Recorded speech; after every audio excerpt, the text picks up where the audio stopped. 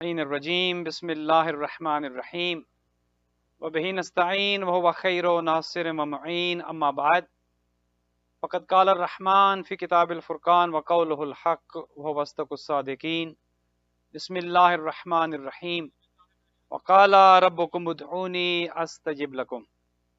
مومنین و مومنات، السلام علیکم ورحمۃ اللہ وبرکاتہ۔ در عباس سینٹر ہیوسٹن کے فیس بک پیج پر آپ کی خدمات عالیہ میں ہم لائیو ہیں، اور آپ جانتے ہیں کہ دعائے توسل کا پروگرام ایوری ٹیوزڈے 8:45 پر آپ کی خدمات میں لائیو نشر کیا جاتا ہے۔ ماہ رجب المرجب ہے، اور یقیناً آپ نیازوں کے ساتھ ساتھ اعمال پر بھی، روزوں پر بھی اور عبادت پر بھی توجہ دے رہے ہوں گے۔ یقیناً نیازوں کا مہینہ ہے، اور نیازیں بھی ہونی چاہیے، کھانی چاہیے، کھلانی چاہیے، لیکن اس کے ساتھ ساتھ تھوڑی بہت توجہ عبادت پر بھی، ذکر اذکار پر بھی، روزوں پر بھی دینی چاہیے، اور یہی فلسفہ زندگی ہے۔ خداوند متعال نے اسی لیے انسان کو زندہ کیا، وما خلقت الجن والانس الا لیعبدون۔ زندگی دینے کا مقصد فقط کھانا پینا نہیں، زندگی گزارنا نہیں کہ انسان بس عیش و عشرت کے لیے اپنا وقت صرف کر دے۔ فرمایا میں نے تو جنوں اور انسانوں کو خلق اس لیے کیا ہے تاکہ وہ میری عبادت کرے۔ اللہ سبحانہ و تعالیٰ نے قدم قدم پر ہمیں عبادت کا موقع دیا ہے۔ آپ اگر ان مبارک مہینوں پر ہی توجہ دیں، کتنے اعمال بتائے گئے ہیں، کتنی دعائیں، فلاں مہینے میں یہ عمل کیا جائے، ساری زندگی کے گناہ بخش دیے جاتے ہیں، دعائیں قبول ہوتی ہیں، رزق میں فراوانی ہوتی ہے، فلاں شب میں یہ عمل کیا جائے تو یہ ملتا ہے۔ تو قدم قدم پر ہمارے لیے وسیلے موجود ہیں، اور ایسے ذرائع اہل بیت علیہم الصلوۃ والسلام نے ہمیں بتائے ہیں کہ جن کے ذریعے ہم قرب خدا حاصل کر سکتے ہیں، اپنے گناہوں میں تخفیف کرا سکتے ہیں، اپنے گناہ معاف کرا سکتے ہیں، زندگی میں بہتری آ سکتی ہے۔ افسوس یہ ہے کہ ہم اپنے دشمن سے آگاہ نہیں ہیں، اور سب سے بڑا دشمن تو یقیناً انسان کا شیطان ہے۔ اور شیطان کے علاوہ بھی اگر آپ غور کریں تو بنیادی طور پر انسان کے 3 دشمن واقع ہوئے ہیں۔ ان میں سے ایک سب سے بڑا دشمن انسان کی خود دنیا ہے، حب دنیا۔ اس لیے کہا کہ دنیا کی محبت انسان کو اندھا کر دیتی ہے، بہرا کر دیتی ہے۔ حب دنیا راس کل خطیہ، ہر گناہ کی جڑ دنیا کی محبت میں ہے۔ انسان جب دنیا کی محبت کے پیچھے چل نکلتا ہے تو پھر یہ ایک ایسا لامتناہی سلسلہ ہے کہ انسان کا سفر کبھی ختم نہیں ہوتا۔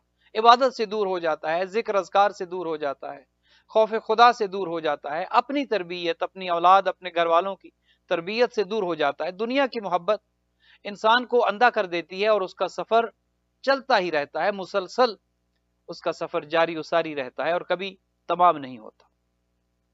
تو فرمایا ایک تو انسان کا دشمن اس کی دنیا ہے کہ جو اسے خدا سے دور کر دیتی ہے، اور دوسرا اس کا دشمن فرمایا کہ خود اس کا نفس ہے۔ اب دیکھیے کہ نفسانی خواہشات انسان کو بالکل دنیا کی محبت کی طرح اندھا کر دیتی ہیں، بہرا کر دیتی ہیں۔ نفسانی خواہشات اگر کنٹرول میں نہ ہوں اور نفس کو انسان اگر آزاد چھوڑ دے تو نفس تو ایک ایسا درندہ ہے، ایک ایسا وحشی جانور ہے کہ جو انسان کو چیر پھاڑ کھائے۔ نفس پر اگر انسان کا قابو نہ ہو، نفس کو انسان اگر اس کو حدود و قیود کے اندر نہ رکھے، جائز نفسانی خواہشات تک انسان اپنے نفس کو محدود نہ رکھے، تو یہ سلسلہ بھی دنیا کی محبت کی طرح لامتناہی ہو جاتا ہے، اس کا کوئی اینڈ نہیں ہے۔ کوئی بھی نفسانی خواہش، اسی لیے قرآن نے یہ ارشاد فرمایا کہ ان النفس لامارۃ بالسوء، کہ نفس تو انسان سے گناہ کراتا ہے۔ نفس کی محبت، نفس انسان کا کبھی مطمئن نہیں ہوتا، دولت ہو، شہرت ہو، مال ہو، اولاد ہو، طلب دنیا ہو، نفسانی خواہشات، کھانے پینے کی خود شہوت ہو، اگر یہ تمام شہوتیں انسان نفس پر عقل کو غالب کر دے تو یقیناً انسان دنیا میں اور آخرت میں بھی کامیاب ہو جاتا ہے۔ لیکن اگر اپنے نفس کو انسان کھلا چھوڑ دے تو نفس تو وہ ہے کہ جو کبھی مطمئن نہیں ہوتا۔ اگر 1,00,000 ہے تو کہے گا 2,00,000 ہوں، اگر 1 گھر ہے تو نفس کہے گا 2 گھر ہوں، اگر تھوڑا کھایا ہے تو نفس کہے گا اور کھایا جائے۔ لہذا نفس کی خواہشات انسان کبھی پوری نہیں کر سکتا، اور یہ ایسا سلسلہ ہے کہ مرتے دم تک نفس مانگتا ہی چلا جاتا ہے، مجھے اور دیا جائے، اور اور نفس کبھی مطمئن نہیں ہوتا. تو فرمایا کہ پہلا دشمن تمہاری دنیا ہے، حب دنیا ہے. جائز حد تک دنیا کمانا یقیناً جائز ہے، واجب ہے. امیر المومنین تو یہاں تک ارشاد فرماتے ہیں کہ لا دینا لمن لا معاش لہ، کہ جس کی معاش نہیں اس کا دین ہی نہیں ہے. جو دوسروں پر انحصار کرتا ہے، جس کے ہاں جائز ذرائع آمدنی نہیں ہے، جو محنت نہیں کرتا، جو مشقت نہیں کرتا، جو روزی کماتا نہیں ہے، جو دوسروں پر بوجھ بنتا ہے، یا جو اپنے روزگار کے لیے تگ و دو نہیں کرتا، فرمایا اس کا تو کوئی دین ہی نہیں ہے. لہذا جائز حد تک دنیا کمانا یقیناً واجب ہے، ضروری ہے. لیکن ایک جائز حد سے بڑھ کر دنیا کی طلب میں، دنیا کی ہوس میں انسان اگر اندھا ہو جائے اور اس کو خدا بھول جائے، اس کو اہل بیت بھول جائیں، اسے اپنی زندگی کا مقصد حیات فراموش ہو جائے، تو فرمایا ایسی دنیا طلبی گناہ ہے. تو ایک دشمن انسان کا دنیا، ایک دشمن انسان کا خود اپنا نفس، کہ جو نفس اور روح کی جنگ مسلسل جاری و ساری رہتی ہے. نفس گناہ پر آمادہ کرتا ہے اور روح انسان کی تربیت کرتی ہے، انسان کی ہدایت کرتی ہے. جیسے جسم کو غذا کی ضرورت ہے، بالکل اسی طرح روح کو بھی ضرورت ہے. نفس چاہے گا جسم کو پالا جائے اور روح چاہے گی کہ انسان عبادت کرے اور روحانی غذا اسے ملے، اس کی روح کو پالا جائے. اب یہ انسان پر ہے کہ وہ اپنے جسم کو پالنے پر ساری توجہ مرکوز کر دیتا ہے، یا جسم کے ساتھ ساتھ انسان اپنی روح کی غذا پر بھی توجہ دیتا ہے. یہ ماہ مبارک رجب انسان کی روحانی غذا کا مہینہ ہے کہ جسم تو ماشاءاللہ کھلا کھلا کے جسم تو بڑھتا ہی چلا جا رہا ہے، ذرا روح کو بھی کچھ کھلا دیا جائے، ذرا روح کو بھی کچھ غذا دے دی جائے، ذرا روح کی بھی کچھ ضروریات کو پورا کر دیا جائے. تو یہ ماہ رجب المرجب روح کی غذا کا مہینہ ہے. ایک دشمن دنیا، حب دنیا، ایک دشمن انسان کا اپنا نفس، اور ایک دشمن جو سب سے بڑا دشمن ہے وہ شیطان ہے. ان الشیطان لکم عدو مبین، کھلم کھلا دشمن ہے، چھپ کر نہیں آتا. شیطان تو اعلان کر کے آتا ہے، علل اعلان آتا ہے، لیکن دوست بن کر رہتا ہے. شیطان کا جو طریقہ واردات ہے وہ یہ کہ کبھی دشمن بن کر نہیں آئے گا.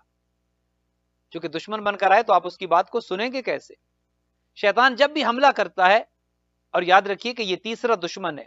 پہلی دشمن دنیا، حب دنیا، دوسرا دشمن انسان کا اس کا اپنا نفس، اور سب سے بڑا دشمن شیطان ہے. لیکن شیطان جب بھی آتا ہے دوست بن کر آتا ہے، دشمن بن کر نہیں آئے گا. مثال کے طور پر انسان چاہے گا کہ ماہ رجب المرجب میں روزے رکھے، شیطان آ کر کہے گا، اور بعض اوقات شیطان خود اس کا نفس شیطان بن جاتا ہے. بعض اوقات اس کے گھر والے جو ہے اسے منع کرتے ہیں، بعض اوقات اس کے دوست احباب منع کرتے ہیں. رجب کے روزے کون سے واجب ہیں؟ ماہ رمضان آئے گا تو واجب روزے رکھ لینا، رجب کے روزے تو مستحب میں، رکھو تو ثواب، نہ رکھو تو گناہ کوئی نہیں. عبادت سے دور رکھا جائے گا، واجب نماز پڑھ لو، یہ اتنی تاکیبات کی ضرورت کیا ہے؟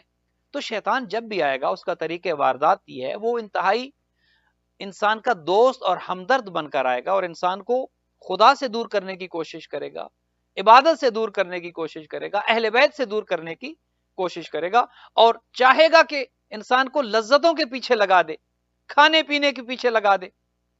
تو یہ انسان کا کام ہے، یہ ذمہ داری انسان کی ہے، یہ جواب انسان نے دینا ہے کہ وہ ان چیزوں میں بیلنس کیسے رکھتا ہے. یقیناً کھانا چاہیے، پینا چاہیے، ماہ رجب کی نیازیں ہیں یقیناً کھانی چاہیے، نیازوں کا اہتمام کیا جانا چاہیے. لیکن کھانے کے ساتھ ساتھ انسان کو اپنی روح کو بھی تو کچھ کھلانا ہے، روح کو بھی تو کچھ غذا دینی ہے. کہیں ایسا نہ ہو کہ شیطان ہمیں فقط جسم کو پالنے پر لگائے رکھے اور اپنی روح کی تربیت، اپنی روح کی غذا، اپنی روح کی ضروریات کو ہم فراموش کر دیں. تو آئیے آج روح کی غذا کے لیے کچھ سامان کرتے ہیں، اگر آپ آمادہ ہیں. چونکہ یہ وہ دن آ رہے ہیں، آج 11 رجب المرجب کا دن گزرا، اور جو ولادتیں ہیں آپ سب کو ان تمام ولادتوں پر بہت بہت دلی مبارکباد عرض کرتا ہوں. حضرت امام علی نقی علیہ الصلوۃ والسلام کی ولادت تھی، حضرت علی اصغر علیہ الصلوۃ والسلام کی ولادت تھی، اور کل کا دن حضرت امام تقی الجواد علیہ الصلوۃ والسلام کی ولادت باسعادت گزری. آج 11 رجب المرجب ہے، کل 12، اور 13، 14 اور 15. 13 تو یقیناً بہت بڑی عید ہے، امیر المومنین علی حیدر کرار علیہ الصلوۃ والسلام کی ولادت باسعادت ہے، جشن مولود کعبہ یقیناً پوری دنیا میں، پوری کائنات میں بلکہ منایا جائے گا انشاءاللہ. سب سے بڑی خوشی ہے علی حیدر کرار کی کعبہ میں ولادت 13 رجب المرجب کو ہوئی، لہذا وہ عید بھی ہے، جشن بھی ہے۔ لیکن اس کے ساتھ ساتھ 13، 14 اور 15 کی کچھ اور بھی اہمیت ہے۔ 13، 14 اور 15 کو ایام بیز کہا جاتا ہے۔ یہ وہ روشن دن ہیں کہ جن میں اللہ سبحانہ و تعالیٰ نے انسان کو عبادت پر آمادہ کیا ہے کہ یہ تمہاری روح کی غذا کے لیے کچھ ایام ہیں، 13، 14 اور 15۔ اگر عبادت کر لو، اپنی روح کی تسکین کا سامان کر لو، اپنی آخرت کا سامان کر لو، تو بہترین موقع ہے۔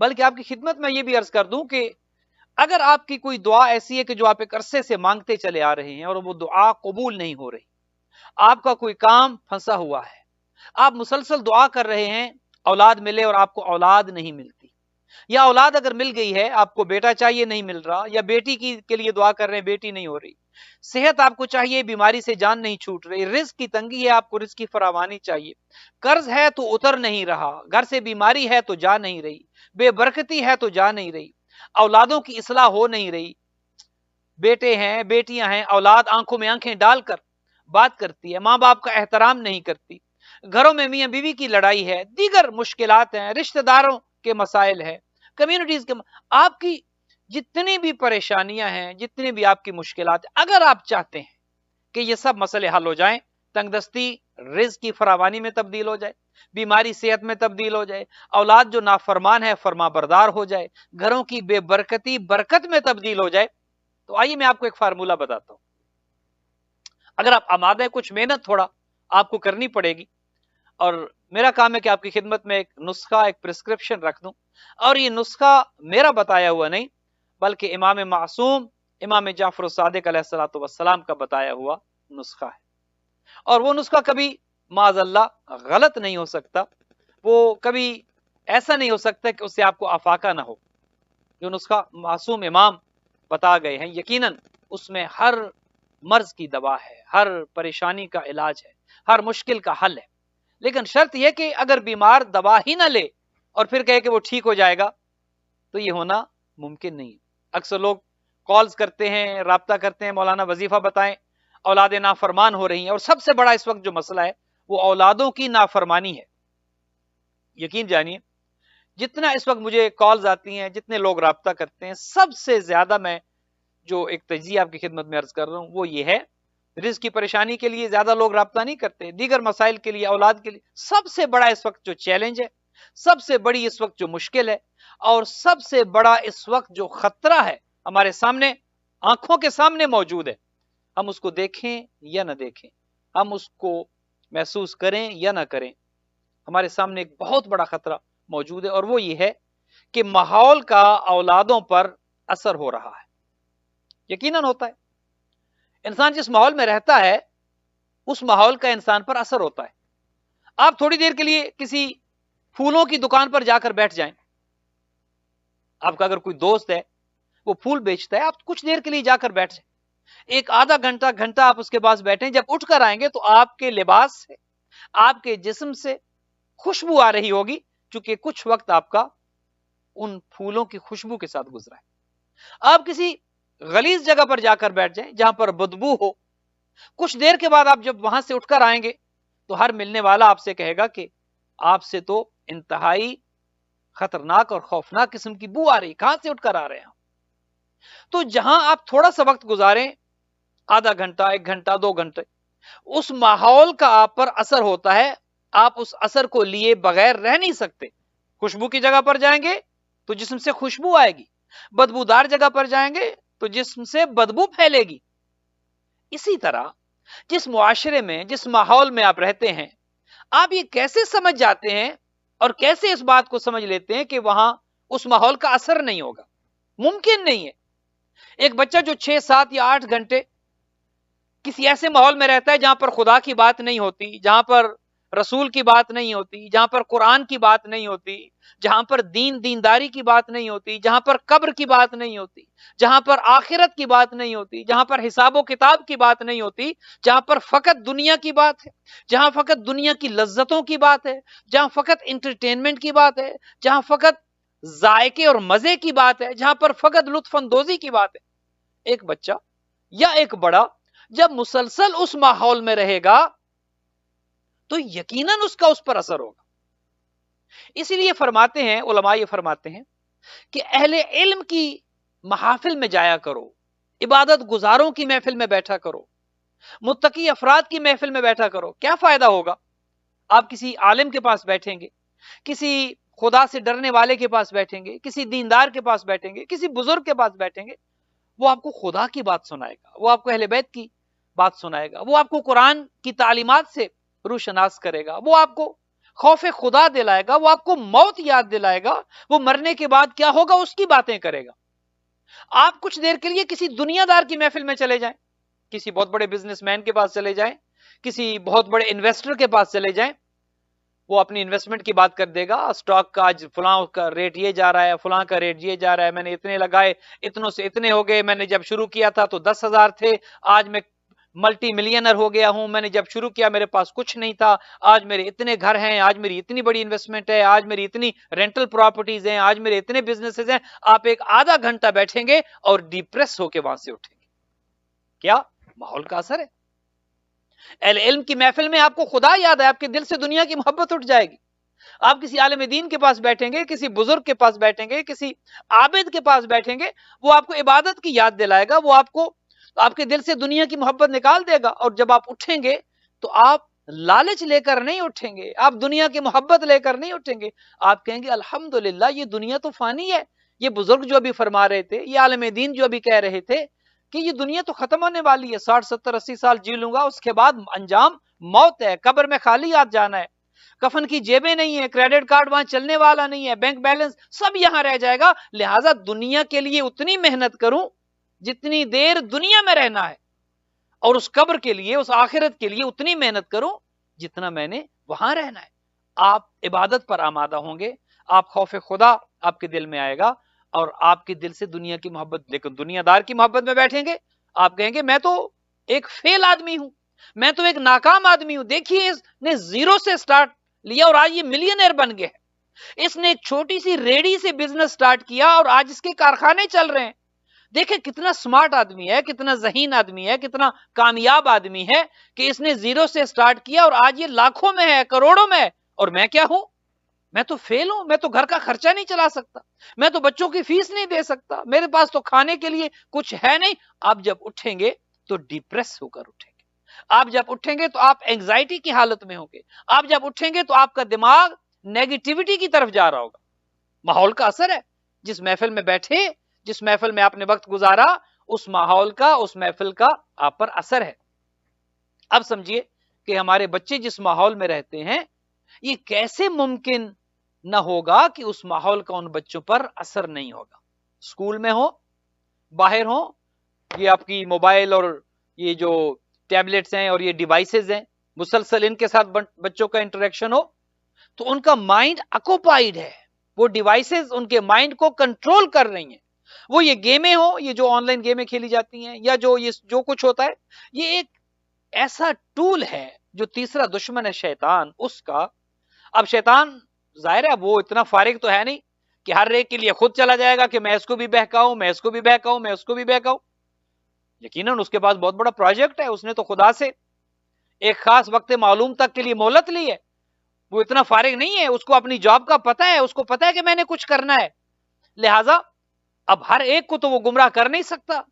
اس نے اپنے ایجنٹس چھوڑ رکھے ہیں. اس نے یہ موبائل ٹولز اور موبائل ڈیوائسز اور ڈیفرنٹ ایپس اور یہ سب کچھ جو ہے، ان کی صورت میں اس نے اپنا ایک ایک ایجنٹ ہر ایک گھر میں، بلکہ ہر ایک بندے کے ساتھ لگا رکھا ہے. پہلے تو گھر میں ایک ٹی وی ہوتا تھا، کہا جاتا تھا کہ یہ شیطان کا ایجنٹ ہے. اس پر تلاوت کہاں سنی جاتی تھی، یا خدا اور رسول کے جو پروگرامز نشر ہوتے تھے، زیادہ تر آپ کو پتا ہے انسان اپنی انٹرٹینمنٹ کے لیے یوز کرتا ہے. انسان اپنی زندگی میں یہ جو جتنی بھی ڈیوائسز ہیں، ان کا استعمال انٹرٹینمنٹ کے لیے کرتا ہے. کرے، جائز حد تک کرے، وہ بھی غلط نہیں ہے، لیکن اس میں سے اچھی چیزیں نکالیں. چیز بری نہیں ہوتی، نہ ٹی وی برا ہے، نہ فون برا ہے، نہ آپ کی ٹیبلٹس بری ہیں. یہ ساری ٹیکنالوجی اگر اس کا استعمال اچھا ہو تو اس سے بڑھ کر کوئی اچھی چیز ہے ہی نہیں.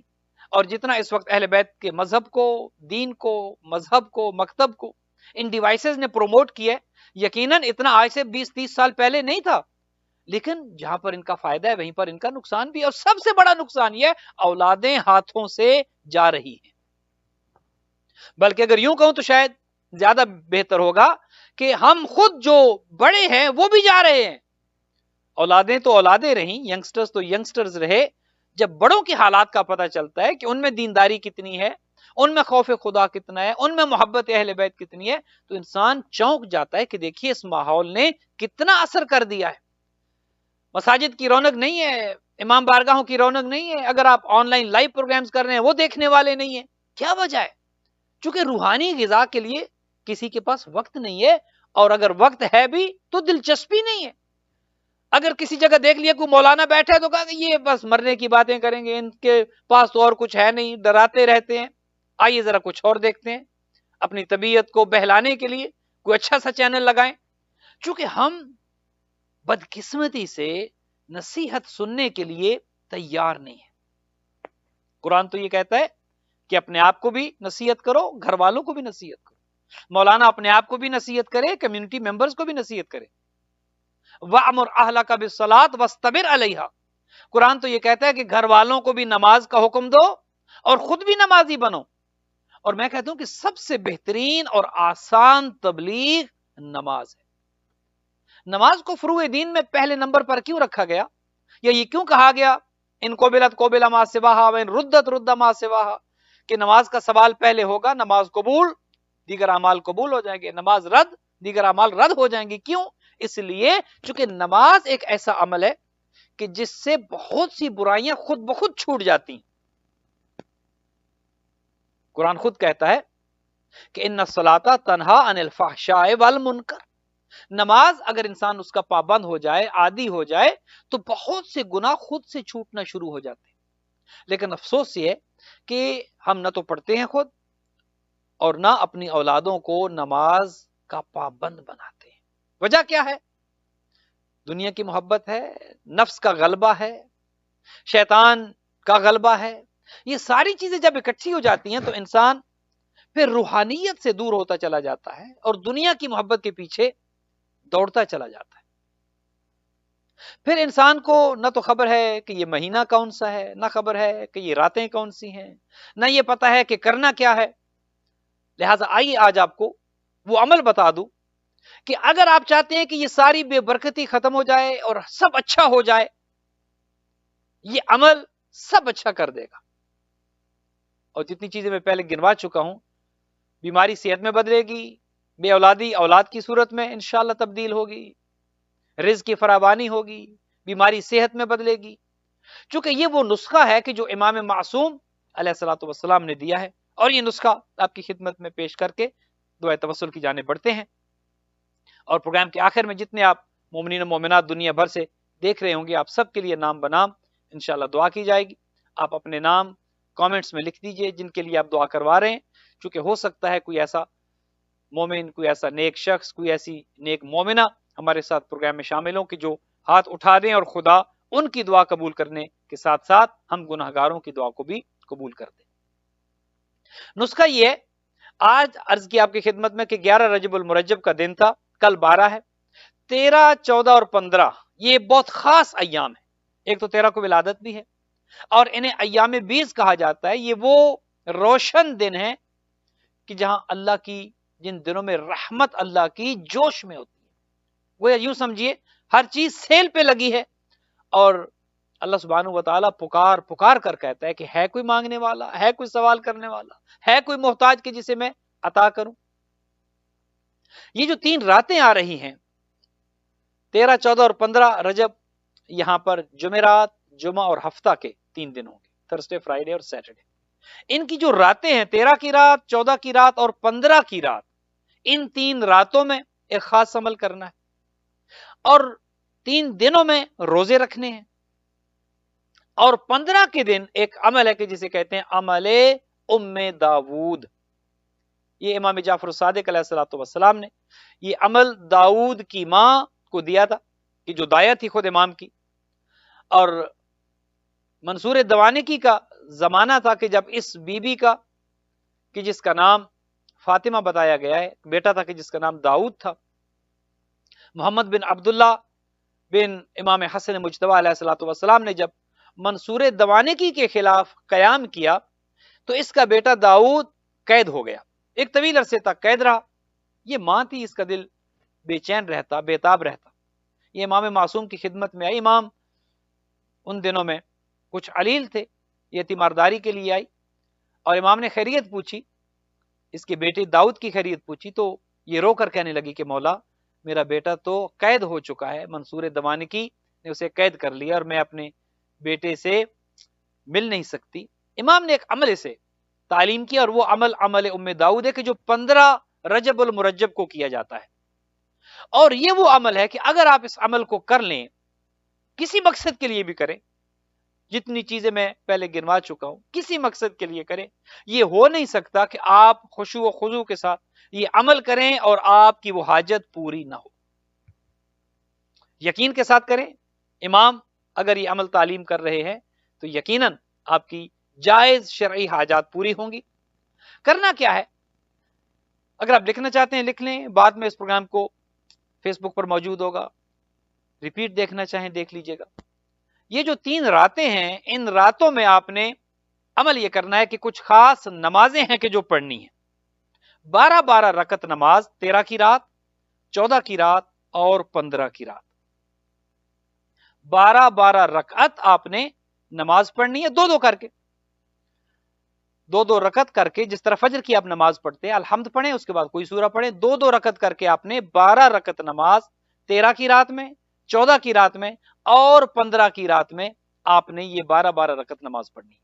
جب یہ نماز آپ پڑھ چکے تو اس کے بعد آپ نے سورۃ الحمد، سورہ مبارکہ فاتحہ، سورہ مبارکہ فلق، قل اعوذ برب الفلق، سورہ مبارکہ والناس اور سورہ مبارکہ توحید، قل هو اللہ احد اور آیت الکرسی، یہ سب آپ نے 4 مرتبہ پڑھنی۔ جب 12 رکعت نماز آپ پڑھ چکے تو یہ ساری صورتیں آپ نے 4 مرتبہ پڑھنی ہے، اور اس کے بعد جب آپ یہ پڑھ چکے تو 4 مرتبہ آپ نے یہ پڑھنا ہے سبحان اللہ والحمد للہ ولا الہ الا اللہ واللہ اکبر، تسبیحات 4، یہ بھی 4 مرتبہ آپ نے پڑھنا ہے۔ اور اس کے بعد آپ نے کہنا ہے اللہ اللہ ربی لا اشرک بہ شیئا وما شاء اللہ ولا قوت الا باللہ۔ یہ عمل آپ نے ان راتوں میں کرنا ہے، جو کہ 13 کی رات ہے، 14 کی رات ہے اور 15 کی رات ہے۔ اس کے بعد آپ دن میں روزہ رکھیں، جمعرات، جمعہ اور ہفتہ، یہ 3 دن آپ مسلسل روزے میں رہیں، اور 15 کا جب دن آئے، سیٹرڈے جو ہوگا 15 رجب المرجب، آپ نے یہ عمل کرنا ہے، عمل ام داؤد۔ آپ نے زوال سے کچھ دیر قبل غسل کرنا ہے۔ غسل کریں، پاک و پاکیزہ لباس زیب تن کریں، اور پاک و پاکیزہ لباس زیب تن کر کے آپ اپنے آپ کو اس عمل کے لیے آمادہ کر لیں۔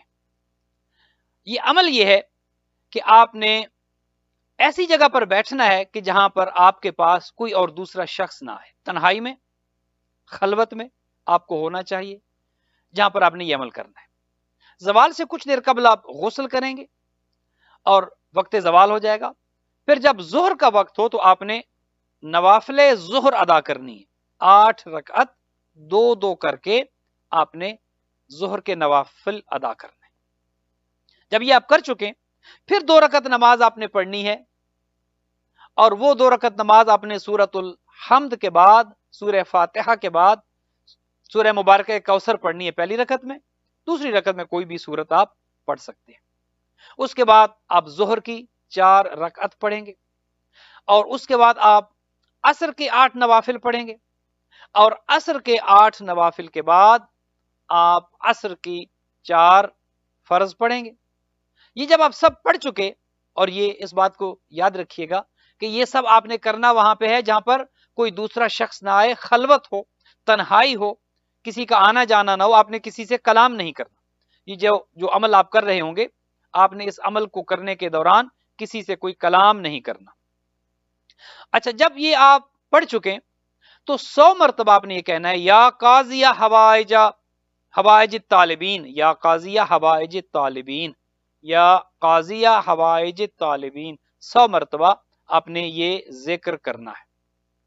اچھا، اس کے بعد جب آپ یہ کر چکے ہیں، کچھ قرآن حکیم کی مقدس صورتیں آپ نے تلاوت کرنی ہے اسی عالم تنہائی میں، خلوت میں آپ بیٹھیں. یہ صورتیں آپ لکھ لیجئے. بلکہ اسد شاہ صاحب نے آج تمام گروپس میں اعمال بھیج دیے ہیں. عمل داؤد کی تفصیل کو در عباس کی جانب سے بھیج دیا گیا ہے. اگر آپ کو نہیں ملے، آپ اسد شاہ صاحب سے رابطہ کر سکتے ہیں. ان کا نمبر سن لیجئے، وہ فون پر آپ کو PDF فارمیٹ میں یہ اعمال جو ایام بیز ہیں یا عمل داؤد ہے وہ آپ کو PDF فارم میں آپ کو بھیج دیں گے.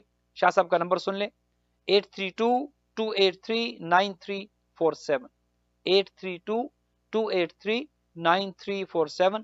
اگر آپ کو عمل داؤد نہیں ملا، تحفۃ العوام آپ کے گھر میں اس میں موجود ہے، مفاتیح الجنان آپ کے گھر میں ہے اس میں موجود ہے.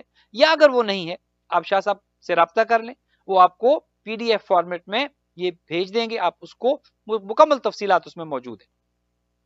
اب جو آپ نے نمازوں کے بعد مقدس صورتیں پڑھنی ہے وہیں پر تنہائی میں بیٹھے بیٹھے، ان میں سے سب سے پہلا جو سورہ ہے وہ سورہ مبارک انعام ہے. سورہ مبارک انعام. سورہ مبارک انعام کے بعد سورہ بنی اسرائیل ہے، سورہ کہف ہے، سورہ مبارک لقمان ہے، سورہ مبارک یاسین ہے، سورہ والصافات ہے، سورہ مبارک حامیم سجدہ ہے، سورہ شورا ہے، سورہ دخان ہے، سورہ فتح ہے، سورہ واقعہ ہے، سورہ مبارک ملک ہے، سورہ مبارک قلم ہے، اور سورہ انشقاق ہے. سورہ انشقاق سے لے کر جو کہ قرآن حکیم کا 84 نمبر سورہ ہے، 84 نمبر سورہ ہے، اس سے لے کر آخر قرآن تک، سورہ والناس تک 114 نمبر سورہ تک، یہ ساری سورتیں آپ نے پڑھنی ہیں. اسی طرح مصلی پر بیٹھے بیٹھے نمازوں سے فارغ ہونے کے بعد آپ نے یہ ساری سورتیں پڑھنی. لیکن ایک دوسرا حل بھی ہے، اگر کوئی ایسا ہو کہ جو یہ عمل نہ کر سکے اور ساری سورتیں نہ پڑھ سکے، ان کے لیے فرمایا یہ گیا کہ اس کے بدلے میں 1000 مرتبہ سورہ قل هو اللہ پڑھے. اگر کوئی ایسا شخص یہ ساری سورتیں نہیں پڑھ سکتا تو وہ 1000 مرتبہ سورہ توحید پڑھے اور اول 100 مرتبہ سورہ مبارک حمد پڑھے. 1000 مرتبہ قل هو اللہ، اور اس سے پہلے 100 مرتبہ سورہ مبارک فاتحہ اور 10 مرتبہ آیت الکرسی پڑھے. اور اس کے بعد جو دیگر دعائیں ہیں، 100 مرتبہ سبحان اللہ والحمد للہ ولا الہ الا اللہ واللہ اکبر، تسبیحات 4 پڑھے. اور اس کے بعد کچھ دعائیں ہیں، یہ دعائیں پڑھے. یہ دعائیں کر کے آپ اپنی حاجت کو خدا سے طلب کریں. امام صادق کا وسیلہ دیں، اہل بیت کا وسیلہ دیں، امیر المومنین کا وسیلہ دیں. آپ گریہ وزاری کے ساتھ آپ اپنے آپ کو خدا کے سامنے حاضر کر کے اپنے دکھی دل کے ساتھ دعا کریں. یہ ہو نہیں سکتا کہ یہ عمل کرنے کے بعد، 3 مسلسل روزے رکھنے کے بعد آپ اگر دعا کریں اور آپ کی دعا قبول نہ ہو. یہ ایک نسخہ تھا، ایک امام کا بتایا ہوا عمل تھا جو کہ آپ کی خدمت میں عرض کر دیا ہے. امید ہے آپ یہ عمل کریں گے اور آپ تمام کی تمام حاجات بھی اس عمل کے صدقے میں پوری ہوں گی. اور جب آپ عمل کریں تو اس ناچیز کو بھی اپنی دعاؤں میں یاد رکھیے گا، در عباس کی انتظامیہ کو اپنی دعاؤں میں یاد رکھیے گا کہ جن کے تعاون سے یہ پورے پروگرامز آپ کی خدمت میں لائیو نشر ہوتے ہیں. خداوند متعال آپ کی حاجات کو پورا کرے. آئیے بڑھتے ہیں دعا کی جانب، دعائے توسل پڑھتے ہیں، اور اس کے بعد آپ تمام کے جو اس وقت ہمیں لائیو دیکھیے سن رہے ہیں ان سب کے لیے نام بنام انشاءاللہ دعا ہوگی. خداوند متعال ہم سب کو اعمال خیر کرنے کی توفیق مرحمت فرمائے. اللہم صلی علی محمد و آل محمد. آئیے دعائے توسل کی جانب پڑھتے ہیں. بر محمد و آل محمد صلوات.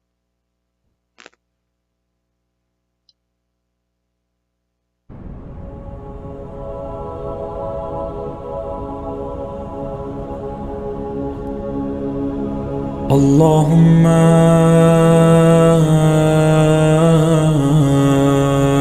كل ولي الحجة ابن الحسن صلواتك اللهم صل على محمد وآل محمد.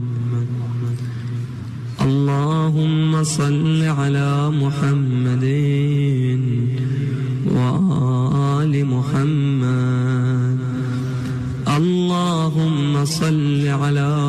محمد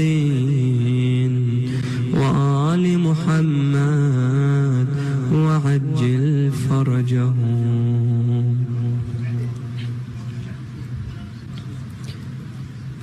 اللهم إني أسألك وأتوجه بنبيك نبي الرحمة محمد صلى الله عليه وآله يا أبا القاسم يا رسول الله يا إمام الرحمة يا سيدنا ومولانا إنا توجهنا واستشفعنا وتوسلنا بك إلى الله وقدمناك بين يدي حاجاتنا يا وجيها عند الله اشفع لنا.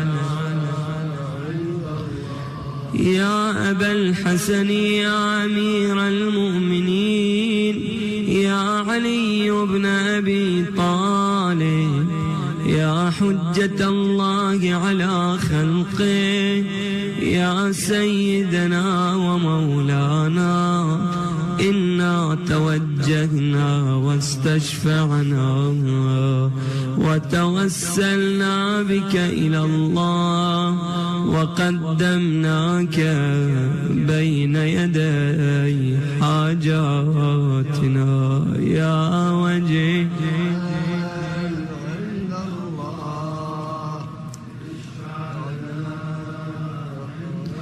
يا فاطمة الزهراء يا بنت محمد يا قرة عين الرسول يا سيدتنا ومولاتنا إنا توجهنا واستشفعنا وتوسلنا بك إلى الله وقدمناك بين يدي حاجاتنا يا وجيهة عند الله اشفعي لنا عند الله. يا أبا محمد يا حسن بن علي أيها المجتبى يا ابن رسول الله يا حجة الله على خلقه يا سيدنا ومولانا إنا توجهنا واستشفعنا وتوسلنا بك إلى الله وقدمناك بين يدي حاجاتنا يا وجيها عند الله اشفع لنا. يا أبا عبد الله يا حسين بن علي أيها الشهيد يا ابن رسول الله يا حجة الله على خلقه يا سيدنا ومولانا إنا توجهنا واستشفعنا وتوسلنا بك إلى الله وقدمناك بين يدي حاجاتنا يا وجيها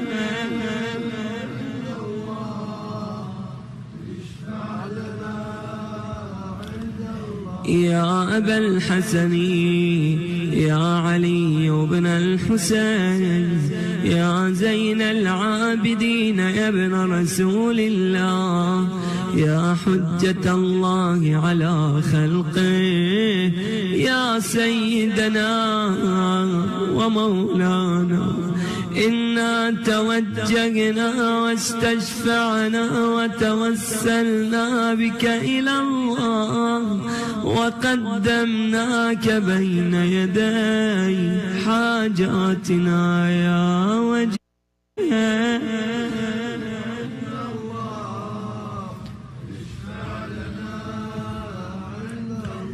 يا أبا جعفر يا محمد بن علي أيها الباقر يا ابن رسول الله يا حجة الله على خلقه يا سيدنا ومولانا إنا توجهنا واستشفعنا وتوسلنا بك إلى الله وقدمناك بين يدي حاجاتنا يا وجيه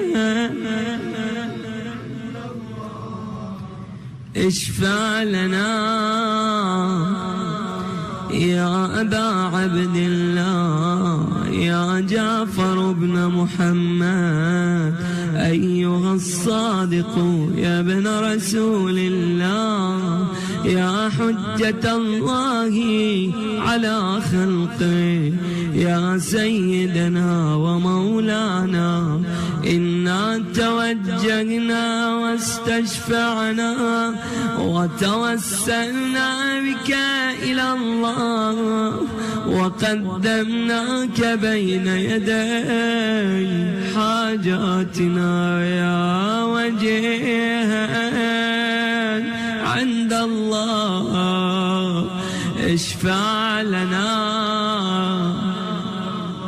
يا أبا الحسن يا موسى بن جعفر أيها الكاظم يا ابن رسول الله يا حجة الله على خلقه يا سيدنا ومولانا إنا توجهنا واستشفعنا وتوسلنا بك إلى الله وقدمناك بين يدي حاجاتنا يا وجيه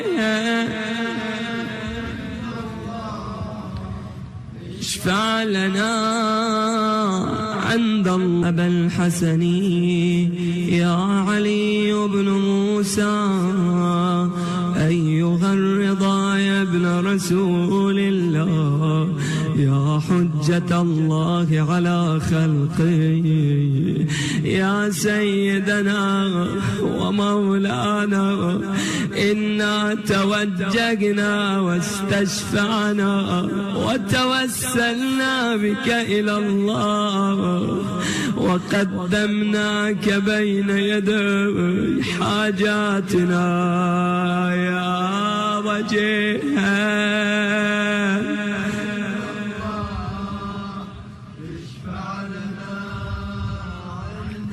يا أبا جعفر يا محمد بن علي أيها التقي الجواد يا ابن رسول الله يا حجة الله على خلقه يا سيدنا ومولانا إنا توجهنا واستشفعنا وتوسلنا بك إلى الله وقدمناك بين يدي حاجاتنا يا وجه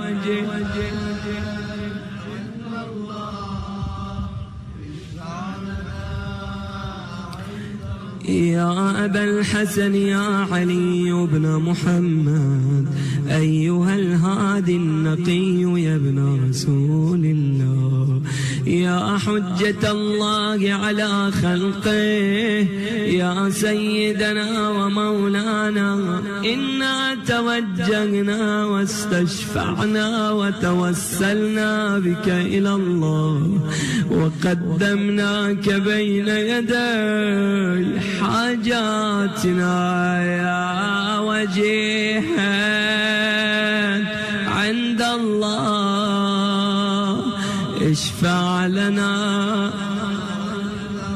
يا أبا محمد يا حسن بن علي أيها الزكي العسكري يا ابن رسول الله يا حجة الله على خلقه يا سيدنا ومولانا إنا توجهنا واستشفعنا وتوسلنا بك إلى الله وقدمناك بين يدي حاجاتنا يا وجيها عند الله اشفع لنا